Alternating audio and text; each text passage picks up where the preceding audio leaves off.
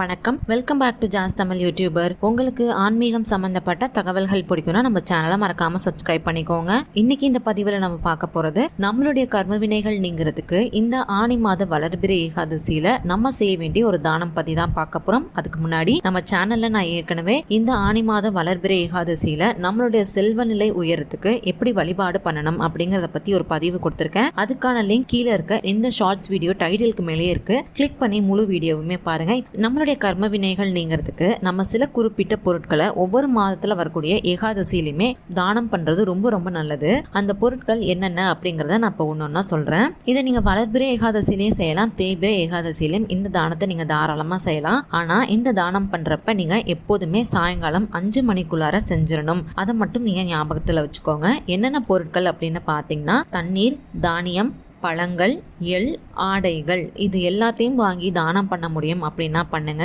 முடியாதவங்க ஒவ்வொரு மாதம் ஒவ்வொரு பொருட்களை கூட நீங்க வாங்கி தானம் பண்ணலாம். தொடர்ச்சியா ஒவ்வொரு மாதத்துல வரக்கூடிய ஏகாதசிகளையும் இந்த பொருட்களை நம்ம வாங்கி தானம் பண்றப்ப நம்மளுடைய கர்ம வினைகள் படிப்படியா குறையும் அப்படின்னு சொல்லப்பட்டிருக்கு.